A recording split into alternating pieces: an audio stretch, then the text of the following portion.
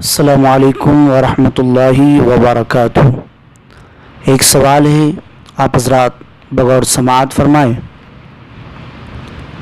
کہ آنکھ میں دوا ڈالنے سے کیا روزہ ٹوٹ جاتا ہے؟ جواب: فقہائے کرام کی تحقیق یہی ہے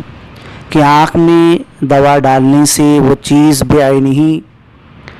معدے یا دماغ تک نہیں پہنچتی، ہاں اس کا اثر پہنچتا ہے، اور صرف اثر پہنچنے سے روزہ نہیں ٹوٹتا۔ اور ہمارے فقہا اس طرح کے مسائل میں تجربہ کار ماہر اطباء کے مشوروں اور قرآن و احادیث کی روشنی میں احکام طے کرتے ہیں، اور فقہا نے آنکھ کے حوالے سے جو بات کہی اس کی تائید حدیث سے بھی ہوتی ہے۔ آپ صلی اللہ تعالی علیہ وسلم سے روزے کی حالت میں سرما استعمال کرنا ثابت ہے، لہذا ان کے مقابل ڈاکٹروں کی تحقیق کو ترجیح نہ ہوگی۔ ڈاکٹروں کی تحقیق تو آئے دن بدلتی رہتی ہے، ہاں اگر ڈاکٹروں کا اس بات پر اتفاق ہو جائے کہ آنکھ سے براہ راست وہ چیز معدے تک پہنچتی ہے تو پھر اس پر غور کیا جائے گا،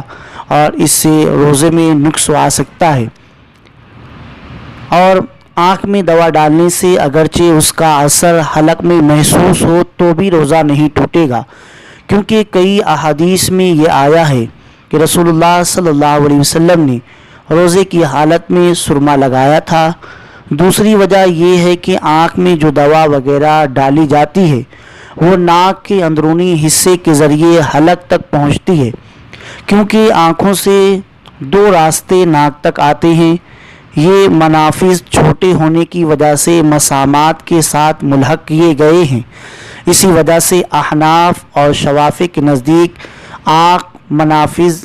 معتبر لفساد الصوم میں سے نہیں ہے، لہٰذا جس طرح مسام کے ذریعے کوئی چیز جوف یعنی پیٹ تک پہنچ جائے تو وہ روزہ نہیں ٹوٹتا،